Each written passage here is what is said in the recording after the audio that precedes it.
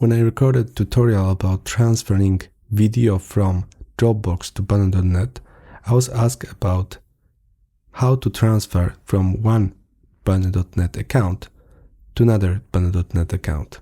Let me tell you about this right away. Here you can see on the screen that this is a new account that has 14 days of trial to use.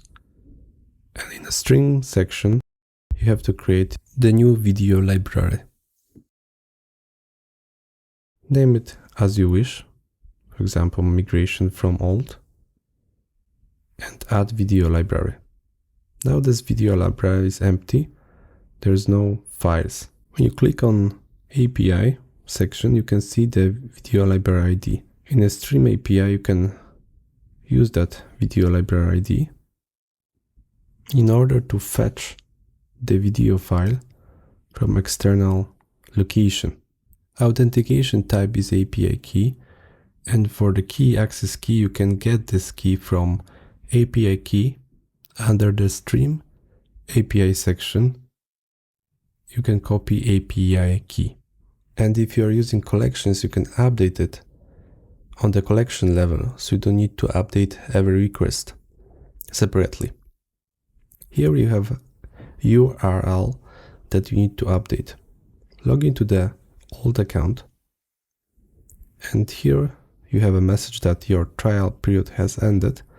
This doesn't matter. You can see the slowdown on the system, that videos are not loaded. You can see API errors request, and you cannot see any video under the video library. But you can access the ID of video library, and you can access API key. Now if you will get information about this video library, you will figure out that there are already videos inside, although in the UI section you cannot see that. Stream video library, and you have get video library. ID you can get from this section, copy that and place it here at the end of the URL. Need to update authentication method. Go to the account settings. In the billing section, click on billing section here. And then you can switch to API key. Here you have a main API key that you can use to authenticate. Send it. Now you can see the information about this video library that has specific API key, that has a specific name, but the most important is storage zone ID. In this case, it's a line number 18. Storage zone ID. Now you can use another API call. You can get storage zone.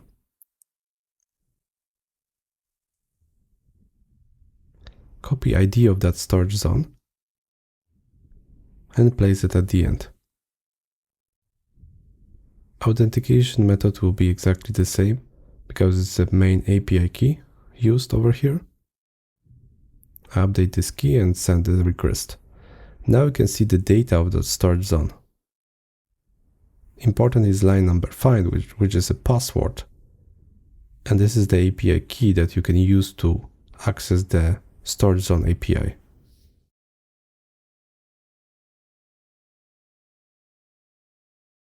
Edge Storage API has a call list files. Here you need to copy that password, and of course you need to have pool zone name. Put the pool zone name in the URL, and password use it as an API key.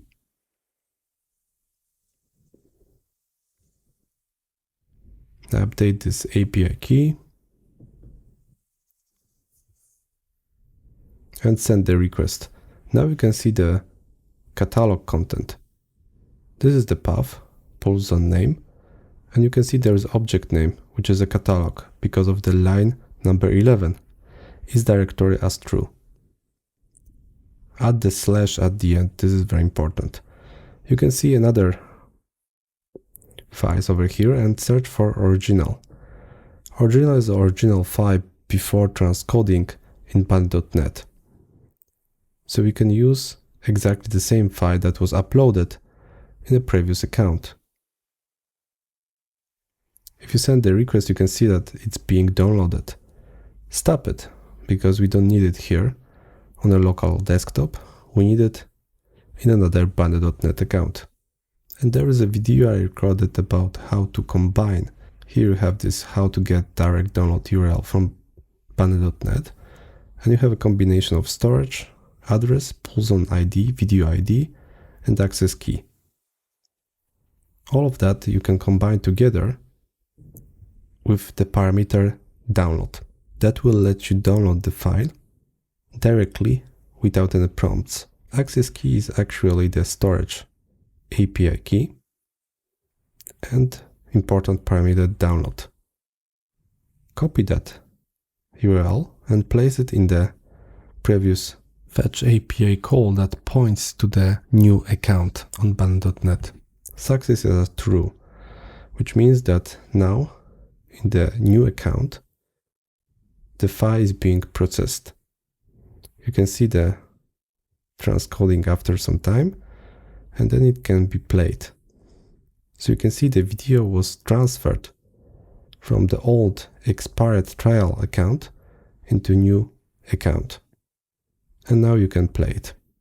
To summarize, there is a chart I prepared for you. You have an old account on a Bundle.net and you have a new Bundle.net account. In the old account, first step is to get video library. So you can get video library. API call to get information about specific video library you're interested in. And then you can see the videos, and then you can get the storage to figure out what's the storage, what is the pull zone name, and what's the ID of the storage. And then you can get the files. Once you have a files, you can find out which file you are interested in, and then you can create this combined URL that contain the path and the parameter download and the API key. So you can authenticate to Bundle.net and get that file.